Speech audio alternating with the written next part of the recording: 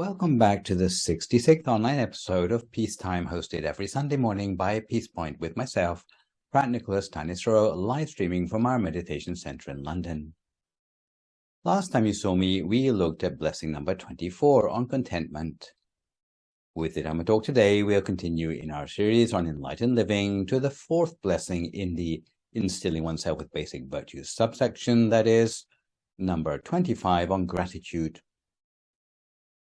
So today's session will run to about an hour and 10 minutes, starting with a 20-minute talk to define gratitude and ingratitude, then 30 minutes of meditation and 20 minutes on objects of gratitude that we have not already come across in previous blessings, together with secular and spiritual ways to become more grateful.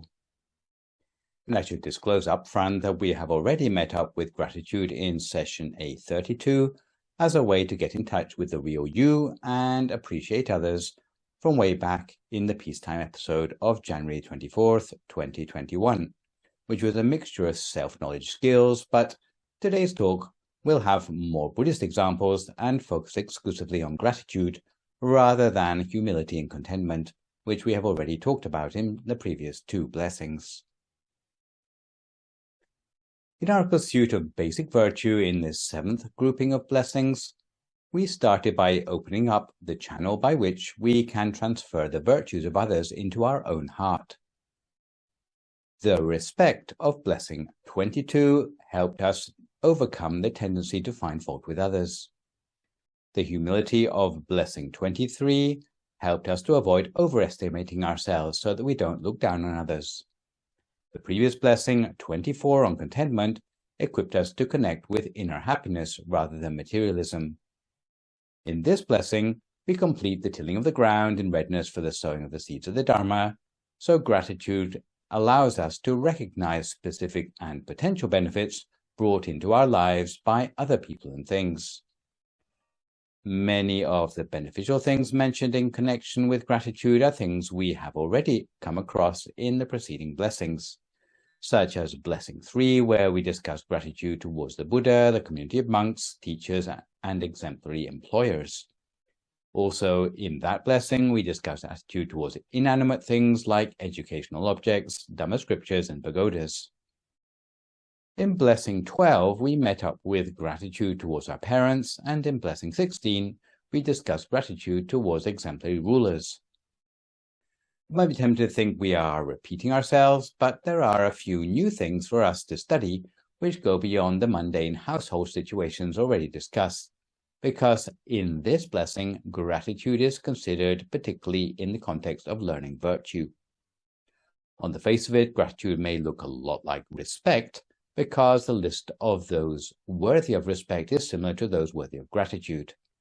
However, in this blessing, we meet up with the idea of latent benefit and gratitude, mostly intended to help us acknowledge the shared provenance of our goodness rather than thinking it's merely an individual achievement.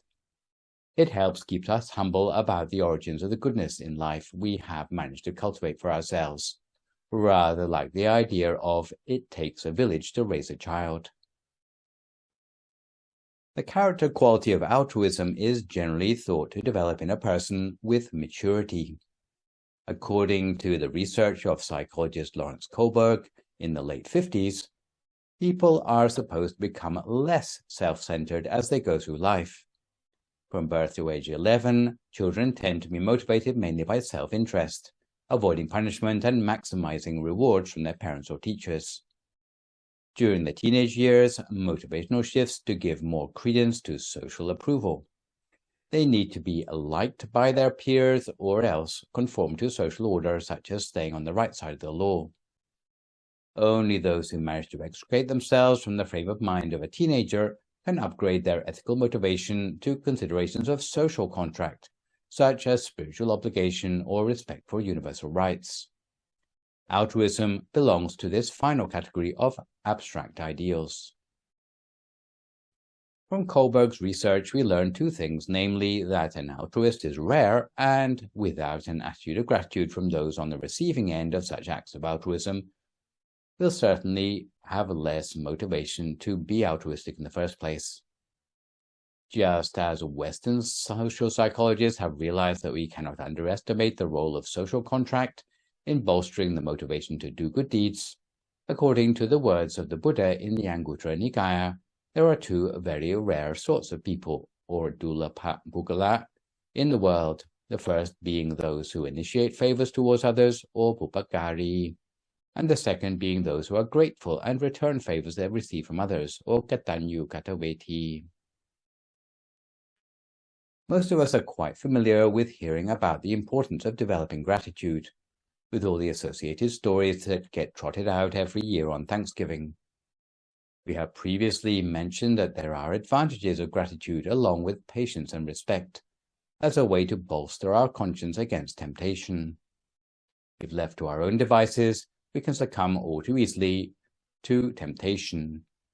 Since it is the nature of cultivating virtue that one must always come across obstacles and hindrances, problems from our associates or our immediate surroundings or from our subconscious defilements, not to succumb to discouragement in the face of such hardships needs special strategies to help us not to backslide on our journey of self-transformation.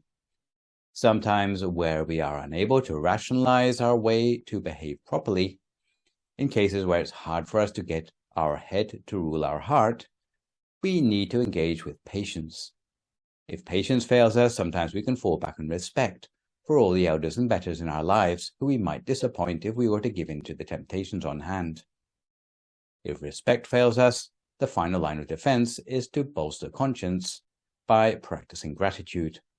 Gratitude enables us to remember what we have to be thankful for in our life. Focusing on these things can help you ride out the storm rather than binge on destructive habits. This is how gratitude can help give us social traction to elevate the usual threshold of our motivation in cultivating virtue to the level of the ideal, even beyond the bolstering effect of patience or respect. Something which remains of the utmost importance in the cultivation of virtue is that we must train ourselves a great deal in the regular practice of meditation, especially at times when we must ride out conflicts without interfering or feeling demoralized. If we are quick to sit for meditation when the going gets tough, it can make all the difference to the sense of resilience in our cultivation of good deeds. The Pali word for gratitude, or katanyu, used in this blessing means recognizing benefit or virtue. It's similar to the Western ideal of loyalty, but specifically loyalty to the people or things that have previously brought us benefit. Furthermore, it includes the nebulous concept of latent benefit, which means recognizing that benefit comes to us not only by any past concrete actions, but may be brought simply by the presence of a personage or a thing with latent virtue. Easy to understand examples in this category might be things like an insurance policy or a local doctor, who help us feel safe just by having them around, even if we've not yet made an insurance claim or had a medical emergency. A more specifically Buddhist example of latent benefit that deserves gratitude might be that of the solitary Buddha or Pacceka Buddha, who is enlightened and has rid themselves of all defilements, but nonetheless lack teaching skills. Buddhists consider their presence to be a blessing to the world, at least as a field of merit for those who give the solitary Buddha their support. The same concept of latent benefit also applies to things like merit in our mind accumulated by our past actions. You will see that latent benefit is something new in this blessing that we've not yet met in the preceding ones, and it also diverges from what we would generally expect from the idea of respect. So to reflect on the degrees to which a person can be grateful, let's start by listening to an account of the life story of the right-hand disciple of the Buddha, who was called Sariputta. Besides being gifted in explaining the Dharma, second only to the Buddha himself, Sariputta was also unsurpassed in the practice of gratitude. He would not let even the smallest favor pass by unacknowledged. One day in the town of Rajagaha, the Buddha was residing at Veluvana temple along with Sariputta. In that temple, there was an aged Brahmin called Radha, who had been shunned by his wife, family, and in-laws because he could no longer support them. They had abandoned Radha instead of looking after him in his old age. Radha didn't want to bother anyone unduly, so he thought of becoming a Buddhist monk for the final days of his life. None of the monks in the temple were interested to take responsibility for his ordination because they thought he was already old and would be a burden on the temple. No one would take responsibility for organizing his ordination. The Buddha asked if there was not a single monk in the temple who had received benefit from this Brahmin in the past. Sariputta spoke up and said that once, a long time ago, Radha had given him a ladleful of rice when he was on alms round. The Buddha therefore asked Sariputta to help out Radha on this occasion. So Sariputta ordained Radha and allowed him to stay in the same lodging as himself, teaching him meditation and the Dhamma. Radha practiced hard and before long was able to become an arahant. When the Buddha inquired as to Radha's well-being, Sariputta spoke only praise of his student. So from this incident, it is obvious that Sariputta was certainly one to show his gratitude, and the Buddha revealed that it's not only in this lifetime that he had been grateful for something he had cultivated in many past lifetimes as well. So from this story, we can see Sariputta's gratitude was manifested on 3 levels. Firstly, he was able to appreciate favors received from others, in this case having thankfully remembered the ladleful of rice he had received in the past from Radha. Secondly, not only did he remember a favor received, he made sure he took the opportunity to repay the debt of gratitude to Radha by organizing his ordination when none of the other monks would. Lastly, having recognized and returned the favor to Radha, when the Buddha asked how his student was doing, he still regaled Radha with praise for being a good and obedient student, which counts as honoring the goodness of a person who has done us a favor. Not everyone's gratitude is as fully developed as that of Sariputta. For example, some people ignore favors received from others. Some people recognize favors but fail to return them. Some people recognize and return favors but fail to honor the altruism of that person. But in the case of Sariputta, he practiced gratitude on all 3 levels. Similarly, we can discern differing levels of ingratitude in people's behavior. And the distinctions are well illustrated by a parable of the lion and a woodpecker that is found in the 308th Jataka, which is called the Javasaguna Jataka. Once upon a time, in the Himawanta forest, a mountain lion was devouring his prey under a tree near his den. A piece of bone got stuck in his throat, causing the lion extreme pain. A woodpecker perched above him in a tree heard the lion's cries and asked what was the cause of the pain. The lion replied, "A piece of bone has stuck in my throat." "I can take it out for you," offered the woodpecker. "Please hurry up and remove it, my friend. You will be saving my life," roared the lion. "But it's not going to be easy. I don't see why it's so difficult." "The problem is I don't dare to go inside your mouth," said the woodpecker. "I'm afraid you will eat me up." "Oh, I wouldn't worry about that," said the lion. "Hurry up and save me before I choke to death." Reluctantly, the woodpecker agreed to help the lion, but didn't let his guard down. He used a stout branch to prop the lion's jaws open first, and only then did he enter the lion's mouth and pull the bone from the lion's throat with his beak. Only when he was safely clear from the lion's mouth did he remove the branch propping the lion's jaws open, and then the lion's pain subsided.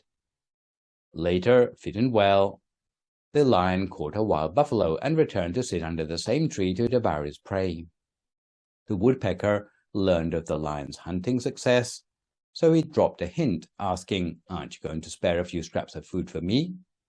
"Be off with you," growled the lion. "You don't deserve anything from me. Think yourself lucky that I let you live when you were inside my mouth." The woodpecker criticized the lion for his selfishness and ingratitude and then flew away, never to return. So in this case, the lion manifested ingratitude on 3 different levels. Firstly, he failed to acknowledge the woodpecker had helped to remove the bone stuck in his throat. Secondly, given the opportunity to pay back the favor to the woodpecker by sharing his food, the lion refused to do that. Lastly, the lion added insult to injury by threatening the woodpecker, saying he had been lucky to have escaped with his life. not all people are ungrateful to this extent. Most just forget to return favors. More ungrateful still are those who not only forget to return favors, but turn a blind eye to favors, or help received, taking them for granted. Many assume they are entitled to the help they have received. The worst of the lot are those who are so keen to deny they have received help from others that they persecute the one who's helped them. In this story, the lion fell into the third category of ingratitude, so it is no wonder that the woodpecker was quick to remove itself from the lion's presence and not to associate with him anymore. Ironically, for those of you familiar with the origins of the Thanksgiving story of the Plymouth colonists in America, going back to 1621, the Pilgrim Fathers thanked God instead of thanking the Native Americans who had saved them from exposure, scurvy, starvation, and infectious disease when they'd first set foot on dry land. Instead of repaying the favor, as soon as the white people were well again, they infected the Wampanoag tribe with smallpox, forcibly removed them from their ancestral land, and eventually enlarged the same policy to all Native American tribes until the suffering of Native Americans culminated in the Trail of Tears. The irony of the Thanksgiving story is that it ticks all the boxes for ingratitude as Buddhists define it. However, on a lighter note, now that we are a little more well-informed about gratitude and ingratitude, let's boost our appreciation of the latent goodness inside us by settling ourselves down for 30 minutes of meditation, which today is a recent live recording of Being Your Best Self. If at this time you would like to find a comfortable sitting position for yourself as you listen to my guidance.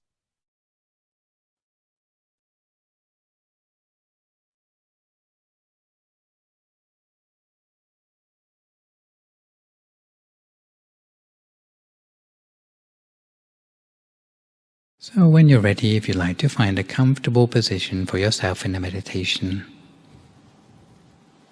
you might like to sit cross-legged or just sitting with your back straight if you are sitting on a chair. And close your eyes very gently. Breathe deeply to yourself to allow your body to become quite still and begin to relax. You might like to become aware of any tension that you are still holding on to in any part of your body. And at this point you can notice that tension and slowly release it. Often what we do at the beginning of any meditation is to scan down through our body, relaxing the tension in any muscles in our body. So we start at the top of our head, relaxing our entire scalp, allowing the tension to float away. We may feel that lightness and relaxation coming down over our entire scalp. In the same way we allow our forehead to relax, we can relax our eyes and the tiny muscles around our eyes. We allow the whole of our face to relax, whether it be our cheeks, our jaw, or the whole of our face. And we make sure that we're not inadvertently pulling a face. We move our attention on down to our neck, releasing any tension that we're holding there, and then relaxing all the muscles of our neck until they're completely relaxed. You may feel as if the tension is just melting away. And then we allow the relaxation to continue on down through our shoulders, melting away any tension that keeps us from total relaxation. Relax the muscles of our arms, our forearms, and our hands and fingers, so that the way our hands rest in our lap is as light and gentle as possible.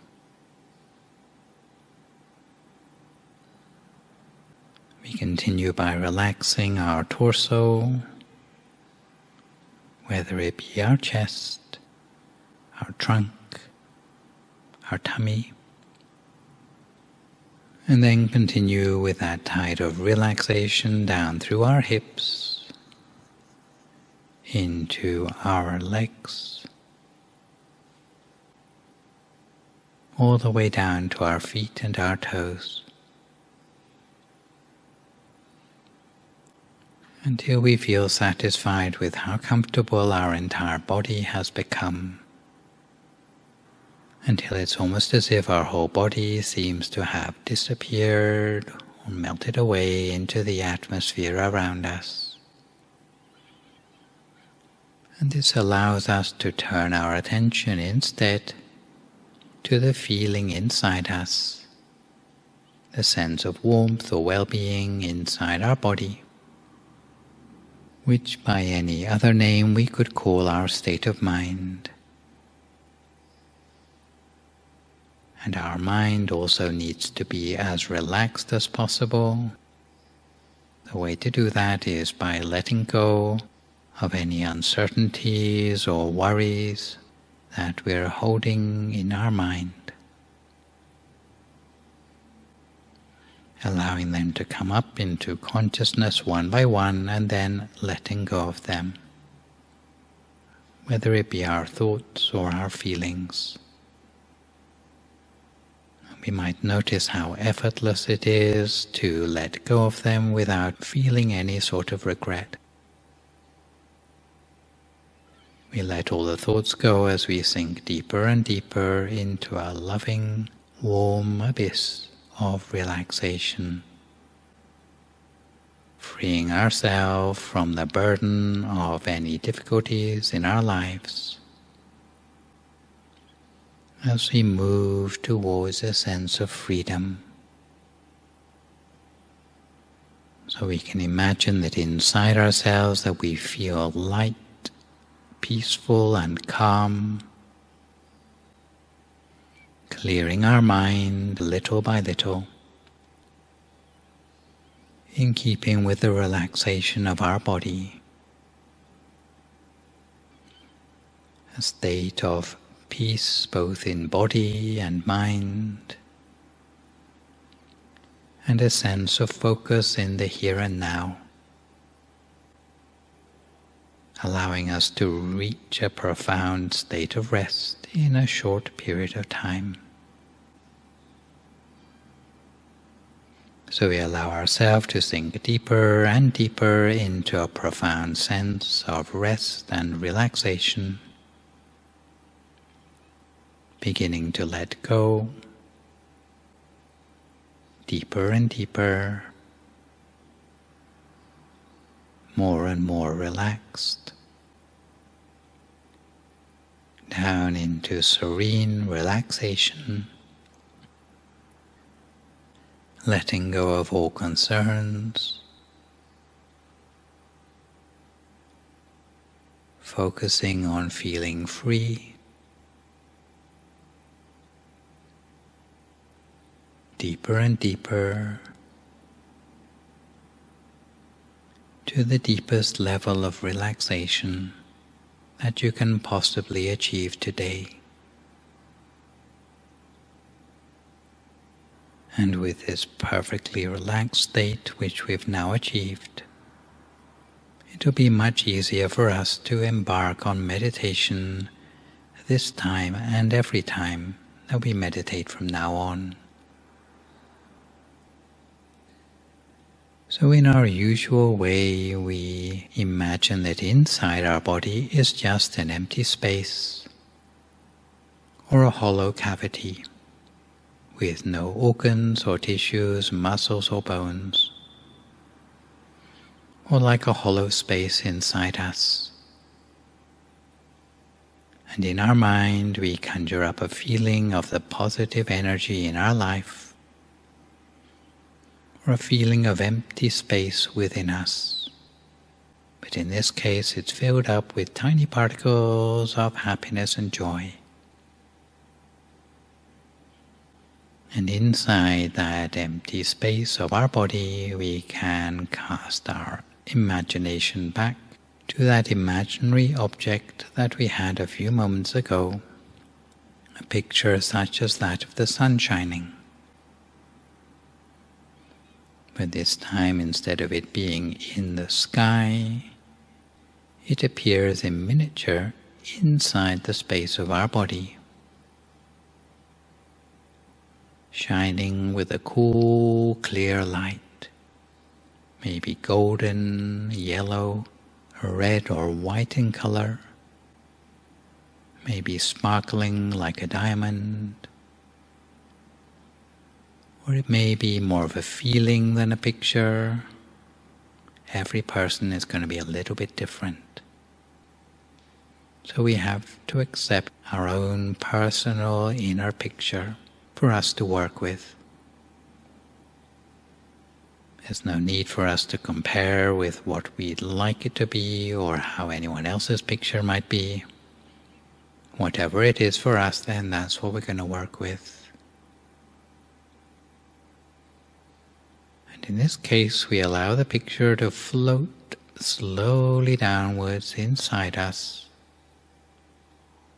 until it comes to rest somewhere around about the very center of our body. Somewhere around about the point inside us where the breath turns around between coming in and going out.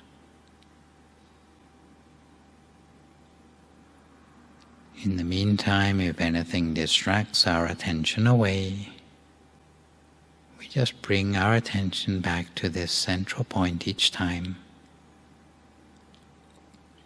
If the picture or feeling disappears, then we can just conjure up a new one.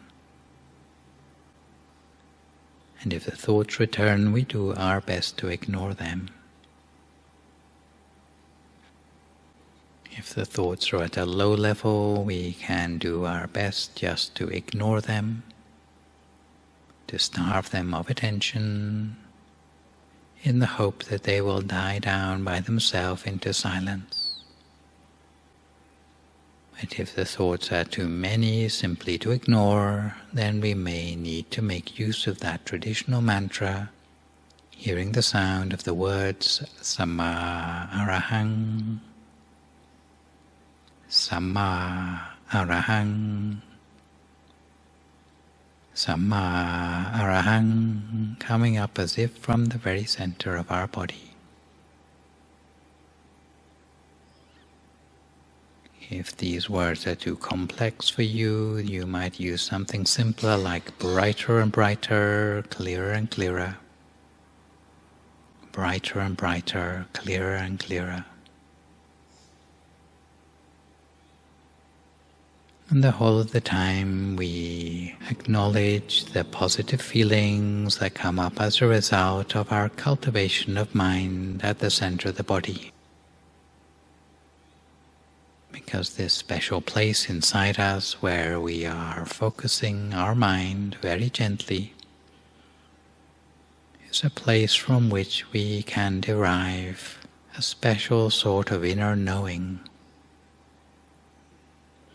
a special sort of appreciation of the good qualities within ourselves, of the extraordinary and unique virtues and values which we have inside ourselves. And part of what we do with meditation is to magnify and multiply the good qualities that we have within ourselves. At the very least, we can magnify and multiply how we feel about ourselves in a more positive way, and to appreciate more than before how much we have to offer the world. If we are able to appreciate our own potential and love ourselves completely, we'll be able to turn into the person that we truly are in life.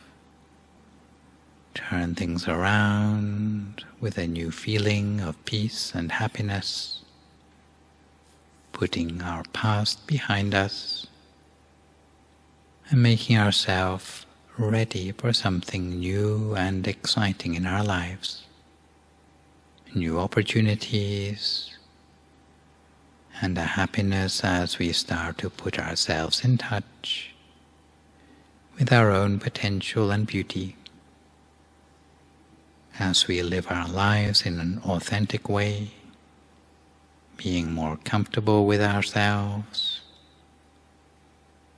and realizing that we don't have to try to be someone who we're not. We can open ourselves up to new opportunities and blessings in life, and a sense of happiness that comes from within, rather than from the things in the outside world. So we don't let our past hold us prisoner, but we can switch up to a new future of happiness and joy and abundance, generated by a sense of positive energy, of wholesome thoughts, speech and action, otherwise known as positive energy or merit in our lives, that is generated by all the choices for the best things in our lives. So now for a few moments in silence we cultivate our mind at the center of our body. If our mind wanders off, we bring it back each time, even if it's 100 times or 1,000 times. And little by little our mind will start to establish itself at the center of ourselves more and more naturally. If our inner object disappears, we can think of a new one. If it changes, we just follow it in its new form. If we feel uncomfortable, we can adjust our position to get more comfortable. And otherwise, we just place our mind lightly and gently, with nothing more than a feather-light touch at the center of ourselves, just for a few more moments now in silence until we come to the appropriate time.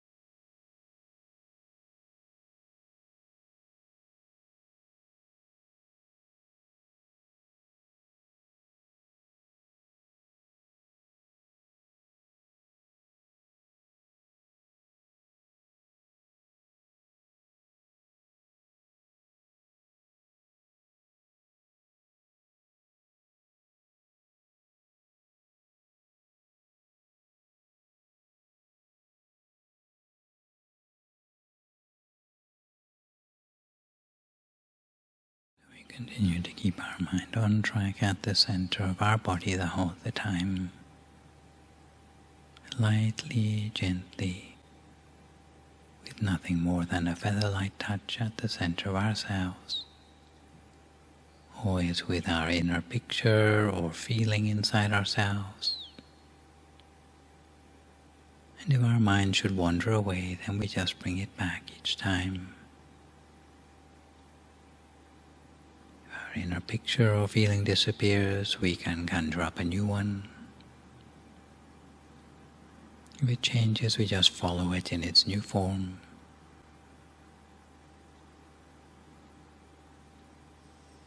And it's true that if we cultivate our mind at the center of our body little by little, we change who we really are at our core. And if we direct our mind in a positive way, it's possible for us to reach towards being our best possible self. But it's important for us to nurture good affirmations in our mind, positive wishes for ourselves and for those around us. Sometimes we do this in terms of loving kindness, which means reaching out to others with compassion, compassion towards ourselves, compassion towards others.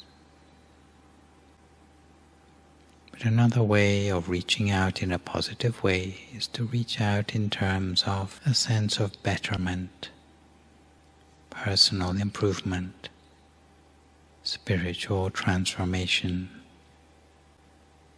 and by planting the seeds of positive affirmations in our mind, and those affirmations will gradually come to fruition. So we might plant seeds of positive affirmations in our minds, such as moving past any previous mistakes in our lives and being able to learn from them easily. Releasing ourselves from any negative thoughts in our lives and moving forward beyond them into a brighter future. Being more in control of our life and our own experiences. Always being attentive to our own thoughts and choosing them wisely. Being in control of how we react to what life throws at us. And realizing that to a certain extent, happiness in our lives is a choice, and a choice that we can choose from wisely. Releasing ourselves from lethargy or negative thinking or even lazy habits. And we might top up our own spiritual quest with the wish that we find time each day for quiet contemplation, to restore and to renew ourselves,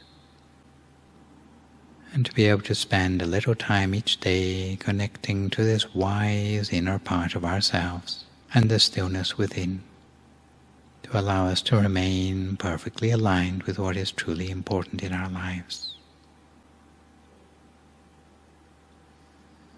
And reflecting on these positive affirmations, we allow our heart and our mind to be filled with compassion that reaches out to the whole of ourselves, reaches out beyond ourselves, to our families, to our homes, to our colleagues, to our whole neighborhood and our municipality, reaching out in ever-widening circles around us to all sentient beings, those that we can see or those that we are unable to see. And we allow positive affirmations to resonate in our heart with the wish that we'll be encircled with love, peace, and wisdom in our lives, surrounded by loving, caring friends and family, attracting good and positive things into our lives, with the intention intention to add value to the lives of those around us and bring joy and fulfillment to others. May we be able to feel gratitude for the people and experiences in our lives, and that this gratitude becomes steadfast. And we allow the positive energy to spill over into the people around us, just like our loving kindness, until the whole of our world will become a better place as a result. Because if no single person ever thought of anything but their own selfish desires, then the future of the world will be hard to improve. But if each of us cultivates the best in our lives, chooses the best of intentions, words and actions, before long the world will be turned around into a place that's more welcoming, abundant with opportunities, even for those around us who have less knowledge about the merit energy than ourselves. So for now we focus on our meditation in this way, making our own good wishes for ourselves and others for the last few moments of our meditation together until we come to the appropriate time.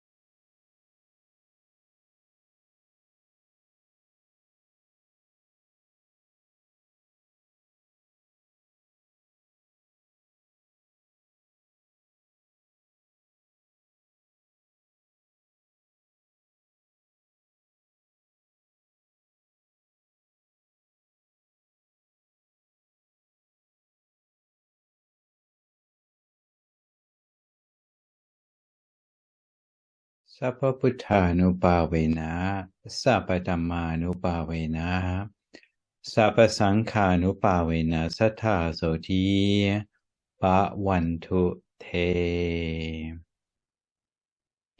So if you'd like to come to the end of your meditation for today, you can gradually open your eyes again. If you feel at all uncomfortable, then slowly try changing to a more comfortable position before gently finishing your practice. So to return gently to our subject matter of gratitude for today, a recent research study indicated that people who cultivate gratitude by counting their blessings tend to be happier and less depressed.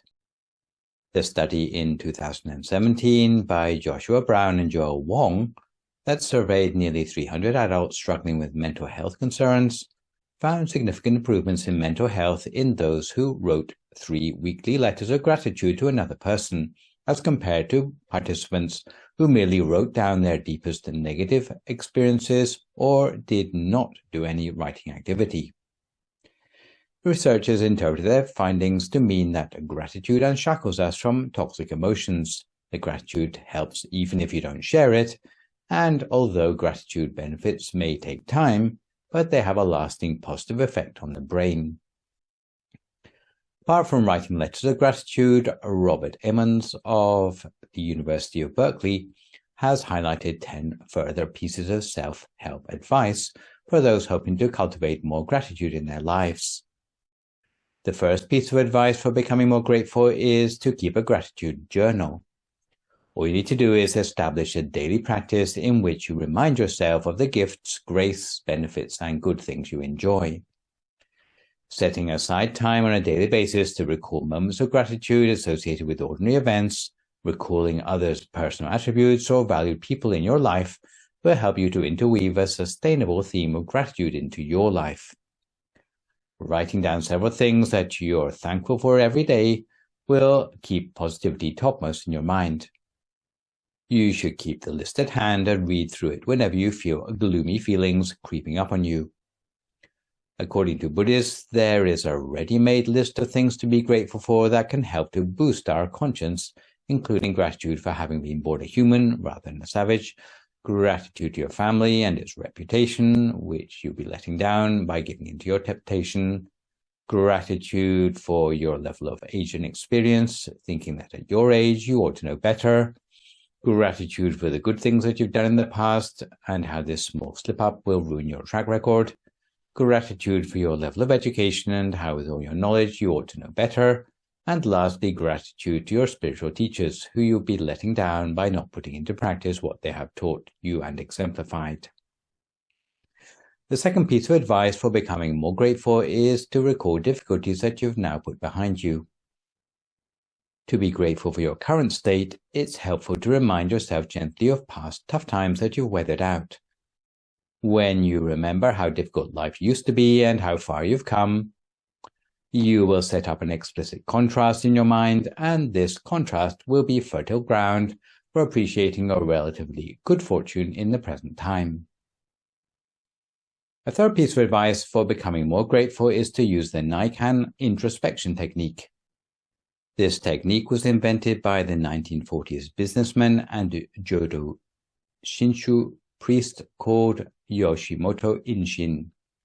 The technique involves reflection on 3 questions. Firstly, what have I received from this person? Secondly, what have I given to this person? And lastly, what troubles and difficulty have I caused this person? The awareness generated by the introspection is supposed to be especially effective as a way to increase gratitude towards family members. The fourth piece of advice for becoming more grateful is to learn affirmations of gratitude. In many spiritual traditions, affirmations of gratitude are considered to be the most powerful form of motivation booster because through such affirmations, people recognize that they are but a small part of a much bigger cosmic picture. The fifth piece of advice for becoming more grateful is to come to your senses. Through our senses, the ability to touch, see, smell, taste, and hear, we gain an appreciation of what it means to be human and what an incredible miracle it is to be alive. Seen through the lens of gratitude, the human body is not only a miraculous construction, but also a gift. The sixth piece of advice for becoming more grateful is to use visual reminders. This might include prominently displayed pictures of those towards whom you would like to develop gratitude, or simply by regularly visiting with that person. Because the two primary obstacles to gratitude are forgetfulness and a lack of mindful awareness, visual reminders can serve as clues to trigger thoughts of gratitude. The seventh piece of advice for becoming more grateful is to make a resolution to practice more gratitude. Research shows that resolving to perform a behavior increases the likelihood that the action will take place. If you write down your own gratitude resolution, which might be as simple as, I resolve to count my blessings each day, and post it somewhere where you can be reminded of it regularly. The eighth piece of advice for becoming more grateful is to watch your language. Grateful people have a particular linguistic style that uses the language of gifts, givers, blessings, blessed, fortune, fortunate, and abundance. In gratitude, you should not focus on how inherently good you are, but rather on the inherently good things that others have done on your behalf. The ninth piece of advice for becoming more grateful is to go through the motions. In other words, fake it till you make it. If you go through the motions of gratitude, such as smiling, saying thank you, writing thank you letters, the authentic emotion of gratitude will eventually shine through. The 10th and final piece of advice for becoming more grateful is to think outside the box. If you want to make the most out of opportunities to flex your gratitude muscles, then you need to actively look for new situations and circumstances in which to express gratitude. Turning now from self-help advice to more specifically Buddhist advice, we will continue by looking at some special objects of gratitude before looking to see what Buddhism can add to our toolbox for gratitude cultivation.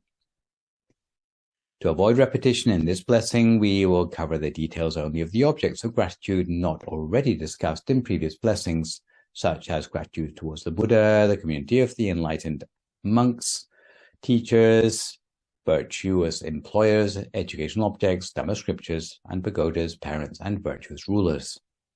The new items which we are left with in this blessing include animals such as beasts of burden, inanimate objects such as our homeland and shade-giving trees, goodness such as merit, and ourselves, or at least our own good health. So let's look at each of these in turn. First object of gratitude we've not learned about yet is animals, especially beasts of burden, or perhaps in this day and age, service animals of various sorts. In Thailand, before the advent of tractors and motorized rotavators, farmers would use water buffaloes to plow their fields, but never under the heat of the midday sun, when it would be torture to the animals. They would pamper the water buffaloes with soft grass and pastures to graze during their rest periods. Some people loved their buffaloes and felt their debt of gratitude so strongly that they would hardly ever whip them, and some would even put up a mosquito net for buffaloes at night. They would never slaughter an old beast when it got too old to work, out of gratitude for all the years it had served them. They would put the buffalo out to pasture instead. When the buffalo passed away of natural causes, the owner would unsentimentally divide up the meat to share with their neighbors. In fact, the farming folk of yesteryear would judge a stranger's behavior based on how they treated their beasts of burden. A cruel or negligent owner of livestock would be treated cautiously by the wider community. Next, we come to gratitude towards some inanimate objects that we've not already mentioned. Traditionally, gratitude for the shade and shelter a person has derived over the years from a tree would mean that the tree was treated with gratitude. This would lead some people to protect the tree so that others may also benefit. They would not leave litter around the tree or cut it down. This is much better than realizing you miss a forest only when it's already gone. Similarly, if you have gotten benefit even from a building, such as your meditation center or temple, you ought to treat that place with respect, keeping it clean, well organized, and in good repair. Some people might even go as far as to reflect on the benefit brought to them by their homeland or the ancestors who defended its borders in the past, allowing one to grow up in peace in the present day.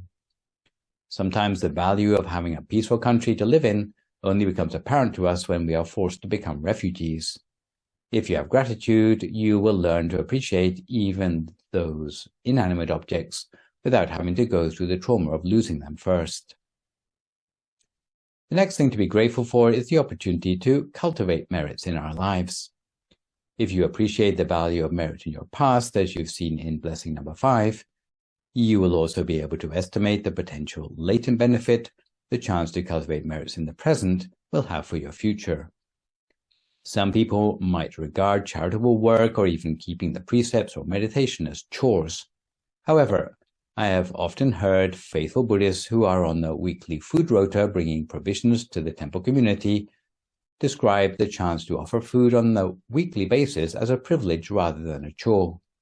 The reason they describe it as such is that it offers a regular infusion of that special warm, fuzzy feeling in the mind that we can recognize as the accumulation of merit, which has a knock-on effect on their quality of life, not just in future lifetimes, but often in terms of abundance and relative freedom from obstacles in their immediate life.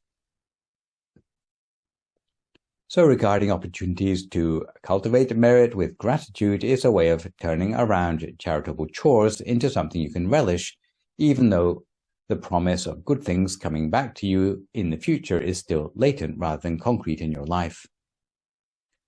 I'm sure that none of the objects of gratitude I've mentioned so far will come as any great surprise, but something which is a little harder to understand is gratitude to yourself, because it sounds a bit like the dreaded narcissism.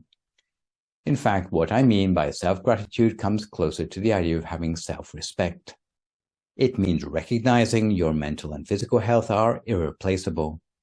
To do anything to destroy or even neglect your health, especially the recklessness of breaking precepts or meddling in the roads to ruin, would therefore be considered ungrateful to your body. We therefore need to regard healthy choices as a way of practicing gratitude. So how large or small does a debt of gratitude have to be before it's worth recognizing? Sometimes it's impossible to put a price on a favor one has received in the past. If you are dying and someone donates a pint of blood to save your life, how can you put a price on the life it has saved? The blood was a matter of life and death. Similarly, you cannot put a price on the mother's milk that has nourished you as a baby. Again, it was also a matter of life and death. Since you cannot put a price on these things, the best we can do is take every chance we have to repay debts of gratitude throughout our life. The complex web of indebtedness might also be another incentive to stand on your own 2 feet, rather than accepting the help of others where it's not strictly necessary. But where we have fallen back on others' help, we should do so with consideration of the advice on conditional and unconditional love that we have met with back in blessing number 17 on helping extended family. If someone has done you a favor, be quick to repay your own debt of gratitude without them having to call it in. Not just once, but as many times as the opportunity arises. You will become the sort of person who has constant awareness of the shared benefits brought to you by others around you in the world instead of focusing on negativity.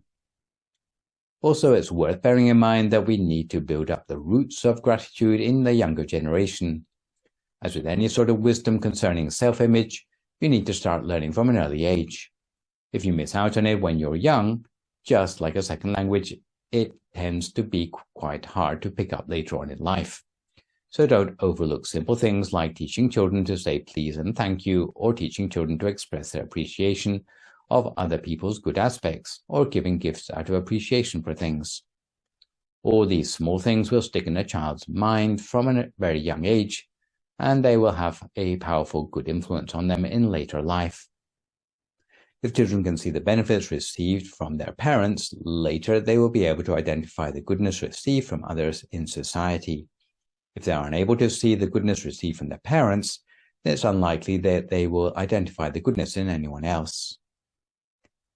Although in Western society a lot of human rights have been entered into law, and in many countries basic needs are taken care of by the welfare state, we should not let that safety net desensitize our sense of gratitude for those things that we receive at the hands of others. It should Be noted that gratitude needs to be moderated by considerations of equanimity that we have already seen in blessing number 16, without letting gratitude bias us towards our unethical dealings. Otherwise, gratitude can easily lead to things like bribery and corruption. Furthermore, supposing you've done someone a favor in the past and they owe you a favor in return, however, if you openly call in the favor, it is too transactional and makes you look like a manipulator instead of a benefactor in others' estimation. This is why if you ever do someone a favor, it is considered bad form to call in favors in return. If you're asking for money back that you've lent someone, then that's fair enough. But when it's a favor that you've given someone, asking for the favor back is inappropriate because, as we said before, you cannot put a price on a favor. At this point on the subject of gratitude, I'd like to finish off with a story entitled Trying Again, about a lady who persuaded a homeless man to join rehab. The story comes from Lenore Pimental of Santa Rosa, California, in The Sun magazine, and was republished by Jack Cornfield in his book, No Time Like the Present. So the narrator in the story is Lenore during her time working at the Social Services Office in Northern California. The man was my age, but he looked many years older. He was an Army veteran. He was also homeless, cold, and hungry. I could see that he tried to wash up before coming to the Social Services Department to ask for help. His face and hands were clean, but his clothes were filthy. And though he claimed not to have had any alcohol that day, the smell of it seeped from his pores. I wanted to get him into rehab, and I asked him if he was ready to come off the streets. "No, ma'am," he said. "All I'd like is a few dollars and some bus tickets. If I can get sober enough, they'll take me into the shelter across town." That shelter had 50 beds, cots really. The homeless were admitted at night and forced out at dawn to eat breakfast at a nearby charity. 50 beds and nearly 1,000 homeless in the city. Winter here in Northern California means cold, rain, and mud. Even though this man and many like him slept under bridges to keep dry, the dampness penetrated everything. His clothes and the bedroll he'd placed on the floor smelled moldy. The pages of a book he carried were swollen. I asked how many times he'd tried rehab. 2 or 3, a long time ago, he said. Maybe it's time to try again, I explained. That I had a client who had gone through the program 7 times before it took. Besides, I said, we're months away from warm weather. What else have you got going on? I watched his face as he considered my offer. I thought I saw a flicker of hope in his eyes, followed by a shadow of doubt. He'd tried before. It had been hard, impossibly hard. But so was living on the streets. Finally, he lifted his head and looked at me. I reached for the phone. "Shall I?" I asked. He barely nodded yes. An hour later, I handed him over to a recovering alcoholic, also a veteran, who would drive him to one of the best rehabilitation facilities in the county. "Come back, visit me when you graduate," I said as he left. I barely recognized the man when he came into my office 6 months later. So tall and handsome, smelling like the outdoors, and holding a big bouquet of flowers. So in conclusion for today, when considering special strategies for cultivating gratitude, we should bear in mind the words of Henry Nouwen from his book, The Return of the Prodigal Son. The choice for gratitude rarely comes without some real effort, but each time you make it, the next choice is a little easier, a little freer, a little less self-conscious. Similarly, from lack of awareness as to how others have helped us, we might need to make a special effort at first to appreciate the things we are grateful for. But the process should not stop there, and we should go on to try to find ways to repay those who have helped us and ultimately honor the goodness of those who have initiated favors towards us in the past. So this session I have introduced to you Blessing 25 on gratitude. For my next live session online, which will, fingers crossed, be a week on Sunday morning, we'll continue to the final blessing of the 7th group with Blessing number 26 on regular listening to the Dharma. For good measure, I'd like to remind viewers that you can email your questions about meditation or what you've heard in the lecture to the email address you can see spelled out on the slide. And I'll do my best to answer these on my next session. In the meantime, try to avoid recklessness or complacency as we continue to deal with the knock-on health and social effects of the pandemic. Maintain a positive mood, speak only positive words, forgive others, extend good wishes to others, and meditate daily. Hopefully, as a result of today's session, you will better understand gratitude and ingratitude, along with ways to cultivate ever-increasing gratefulness in your life.